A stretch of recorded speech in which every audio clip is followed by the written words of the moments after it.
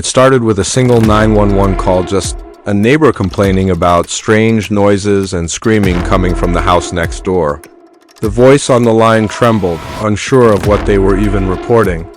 But when police arrived at the scene, they were met with something far more disturbing than they could have imagined. The house looked ordinary from the outside, neatly kept lawn, lights on inside, a car in the driveway. But the moment officers knocked and no one answered, a strange tension filled the air.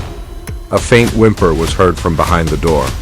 With legal clearance to enter, what they found inside was the beginning of a nightmare.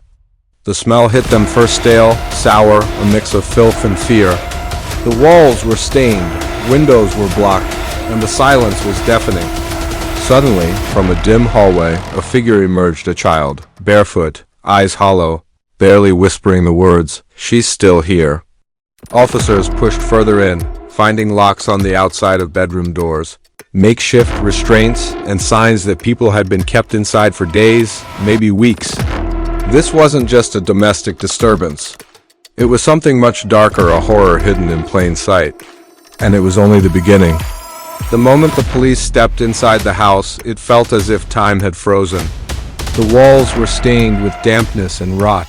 Old bulbs hung from the ceiling, flickering faintly, and everything seemed drowned in a deep, painful silence, room by room. Officers began opening doors. Behind each one was a new chapter in a horrifying tale of abuse.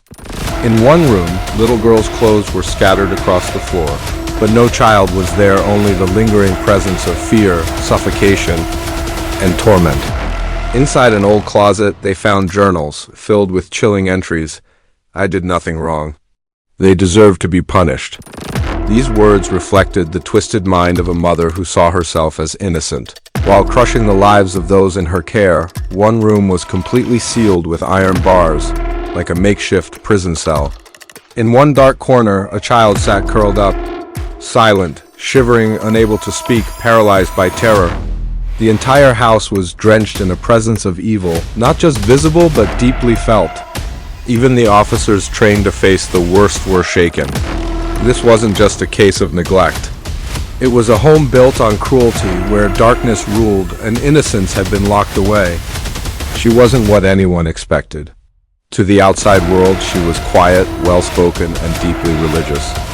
Neighbors described her as polite, always keeping to herself, occasionally seen walking to church with her children.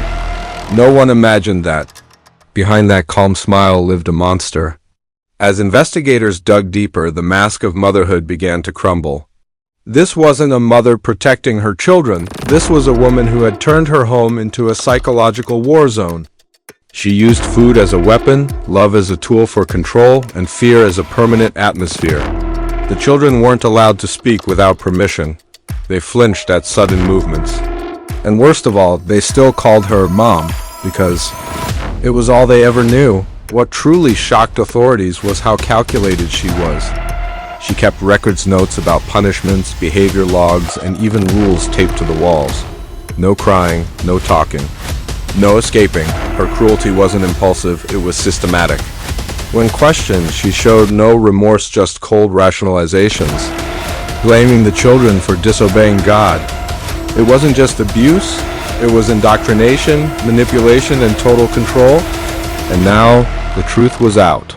The woman everyone thought was a devoted mother had, in fact, orchestrated a house built on horror. The trial became a national sensation, drawing crowds to the courthouse and flooding social media with outrage. Inside the courtroom, the survivors, some still too afraid to make eye contact, faced the woman they once called mother. Their testimonies were gut-wrenching.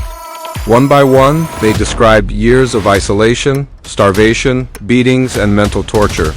The room fell silent as a young girl, now a teenager, whispered, "I didn't know what love felt like until I left that house."